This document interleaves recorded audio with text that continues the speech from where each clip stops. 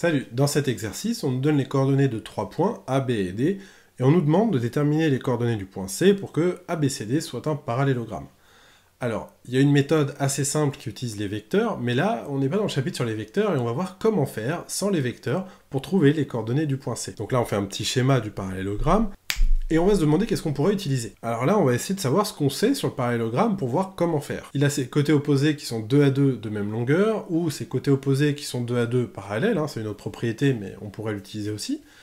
Mais là, on sent qu'on va pas trop partir sur cette voie-là, parce que, éventuellement, la longueur, on pourrait, mais ça ferait des formules avec des racines carrées et des carrés. Si on peut éviter, pourquoi pas.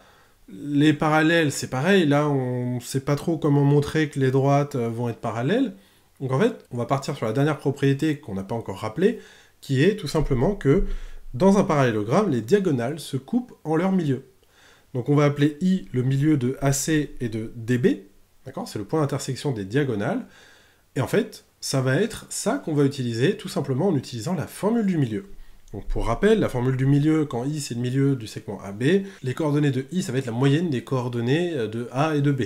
Donc ça veut dire que XI, c'est XA plus XB sur 2, YI, c'est YA plus YB sur 2, et donc on va utiliser ça. Donc I, c'est le milieu de DB, donc on adapte la formule avec le bon segment, qui est le segment DB, donc ça veut dire que c'est XD plus XB sur 2, YI, c'est YD plus YB sur 2, donc on remplace par les valeurs, ça nous fait une première égalité pour les coordonnées de I, qui est simplement que XI est égal à 4 et YI est égal à 9,5. Mais I, c'est aussi le milieu de AC, parce que c'est le milieu des diagonales, mais c'est le milieu de AC et de DB du coup.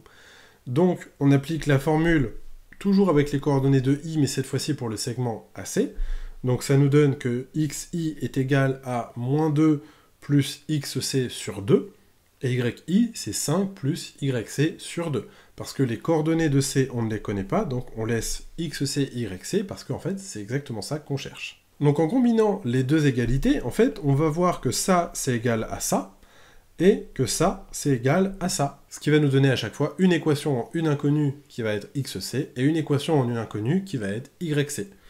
Donc si on combine l'égalité numéro 1 et l'égalité numéro 2, on trouve du coup que moins 2 plus XC sur 2 est égal à 4. On résout cette équation à XC et on trouve que XC est égal à 10. On fait pareil pour YC et on trouve que YC est égal à 4. Donc on a trouvé les coordonnées du point C pour que le quadrilatère ABCD soit un parallélogramme, et donc C doit avoir pour coordonnées 10, 4.